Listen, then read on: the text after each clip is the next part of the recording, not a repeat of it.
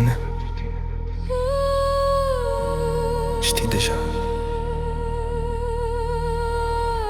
Te-am văzut și parcă s-a rupt gravitația. Mi-ai dat peste cap inima, mi-ai schimbat direcția. Nu-i obsesie, e dependență curată. Ești drogul meu legal, fată blestemată și adorată. Când mă privești, se oprește orice sunet. Doar pulsul meu lovește tare în piept, violent. Am fost rece, calculat, fără emoții pe față. Dar tu mi-ai spart armura, mi-ai intrat direct în viață. Pentru tine aș rupe cerul în două bucăți. Aș arde tot trecutul, fără regrete, fără frățăți. Nu vreau alt nume rostit în noapte, doar al tău pe buze în șoapte sparte. Spune-mi că simți că nu sunt doar eu, că atunci când mă ating simți același Dumnezeu, că inima îți bate pe același tempo cu a mea, că suntem foc și benzină în nădou, doar tu și cineva.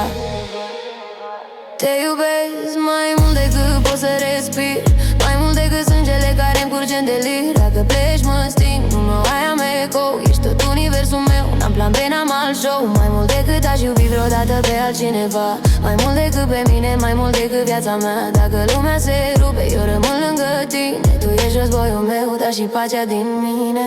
Sunt gelos pe orice aer care te atinge, pe orice privire care încearcă să te prindă mici. Nu-s perfect, am demonii mei în spate, dar pentru tine îi țin în lanțuri legate. Se scrie numele pe lună cu foc, să știe universul că ești al meu noroc.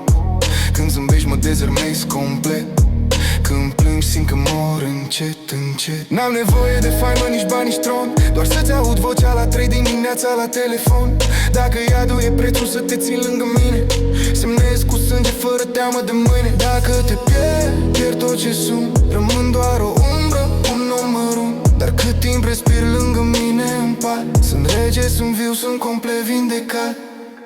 Te iubesc mai mult decât pot să respir, mai mult decât sângele care-mi curge în delir. Dacă pleci mă sting, nu mai am ecou. Ești tot universul meu, n-am plan B, n-am alt show. Mai mult decât aș iubi vreodată pe altcineva, mai mult decât pe mine, mai mult decât viața mea. Dacă lumea se rupe, mă lur încă tine. Tu ești războiul meu, dar și pacea din mine. Și dacă nu spun destul, să știi că pentru mine